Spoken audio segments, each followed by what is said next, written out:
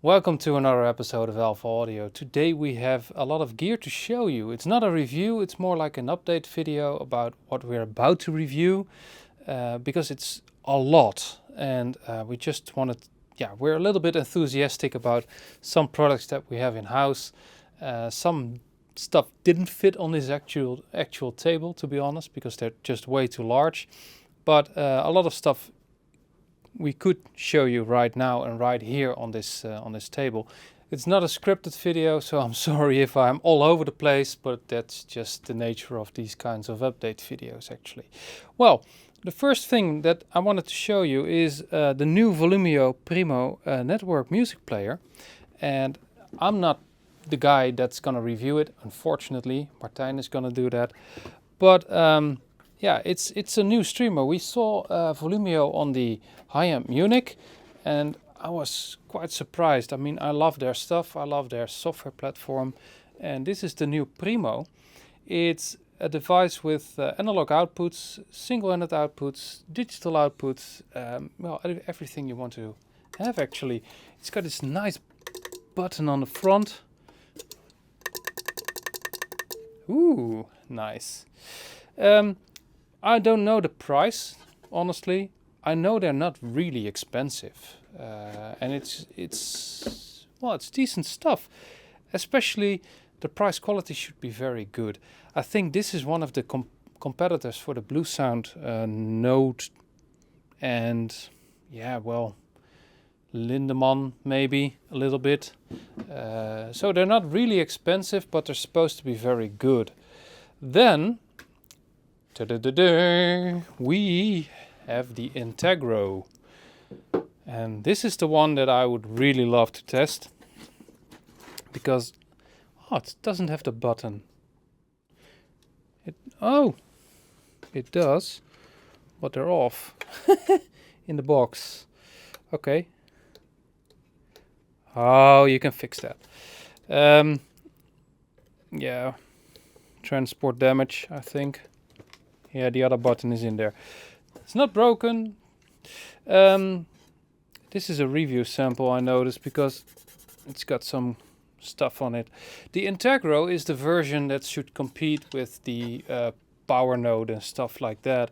It's got speaker outputs, it's got, of course, a network input, it's got optical in, coaxial in, and all stuff like that. And it's also based on the Volumio software. So this is a very interesting product that could compete with the Bluesound Node and stuff like that. Very lovely. Also not really expensive because it's a competitor for the Bluesound Node, of course. But this is the stuff we saw on the high-end Munich, and I love what they're doing. Then we have some stuff from LHY Audio. It's a brand we don't know. It's from China. Maybe we should, I don't know, probably someone else already made that up. Chi-Fi? Can we say that? I mean, Dargo's got Future-Fi. Maybe we should just use Chi-Fi. I'm not sure if it exists, probably, because it's not that original. We have this brand called LHY Audio. This is a linear power supply from them, and it's got, I'm gonna put this down. It's got, of course, a cable to connect stuff. It's got a 3.5 amp 12 volt output, 50 watts in total, linear power supply. Looks pretty good. Yeah, there it is. We also have a battery power supply. I mean, this is the linear power supply. This is the battery power supply. And it's a cute small box. And it should provide, I think, 5 volts, 9 volt charging port. And it's got a DC output, 5 volt as well. And pretty neat. And you can actually power your switch. And this is the switch from LHY Audio. Looks pretty good. I mean, it's got a really thick box. and it's, well, it's actually finished pretty neat. 8 ports out, and it's got a linear power supply and OCXO gigabit switch for audio and OCXO. I don't know about clocks in switches. People know that I don't really believe in them. I do believe in audiophile switches. Yes, Linus Tech Tips, I'm looking at you. They made a video about the bullshit products like the audiophile switches. We actually measured a lot of audiophile switches, and it does make a difference. I'm not gonna. I wrote a whole story about why a switch does matter and why, especially the power supply in a switch matters a lot. And you can measure that. It's not rocket science. I mean, you need very expensive measuring gear to measure it, and we're talking about very small values, but very small values matter a lot in high-end audio. That's why it's high-end audio. Everything matters. Also a switch. A clock, though, I don't really believe that it needs a very high quality stable clock, but yeah, that's another story. But it looks good. Yeah, nice brand. We didn't know it. LHY Audio. Then we have two products that I couldn't place here. We have the ASR emitter 1 with the battery power supply and the big power supply already on the measuring bench. There is, well, we did a live stream with it about software, and ASR is a brand it's different. It's really old school. It's got these big LEDs in front that tell you what power rails is on and what mode it is in, and it's quite a geeky brand. And with the battery power supply and the big power supply, it's a huge and very, very heavy unit. But it does sound incredibly good.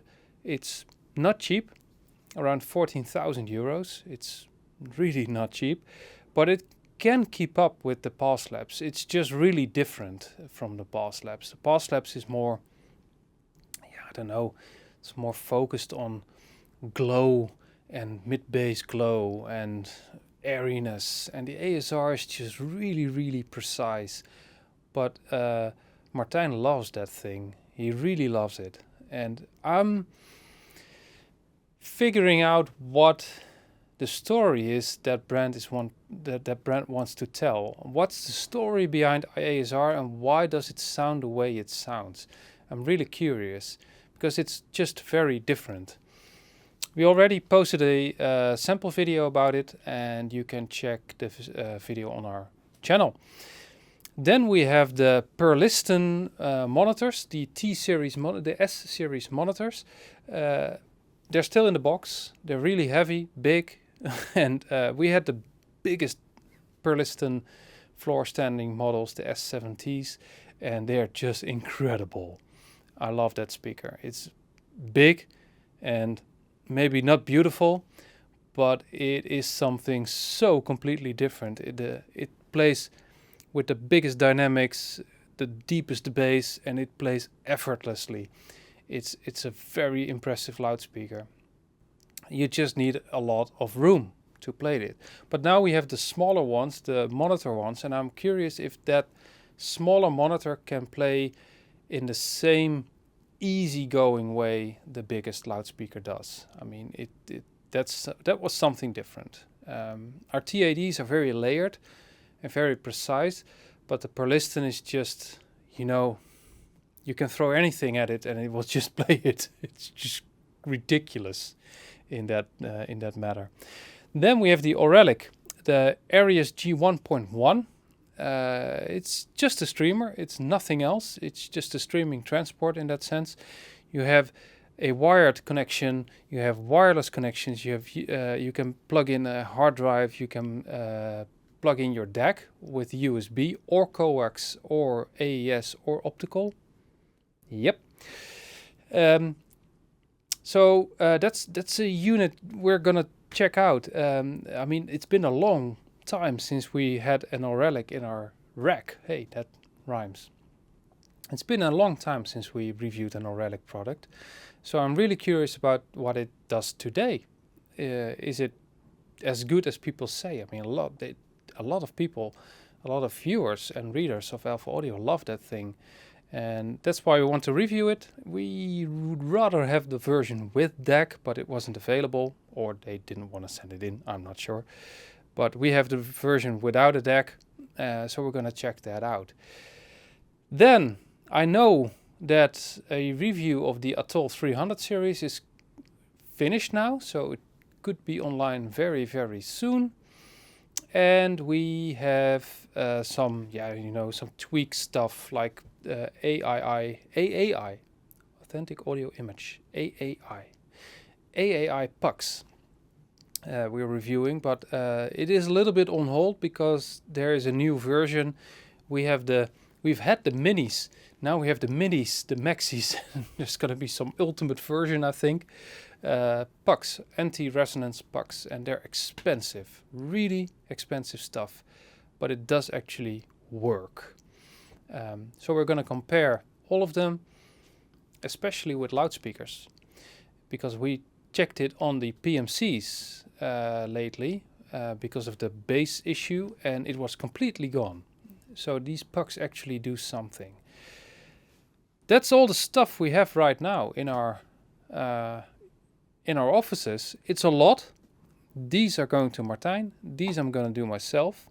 The switch, I'm very curious, because did they actually make their own board, their own switching gear? I don't think so, but who knows? And the Relic, of course, it's been a long time since we've reviewed Relic, so I'm curious. I hope you like these kind of updates videos. Please let me know. I'm going to make a video about the hi-fi industry and our place as a reviewer as well.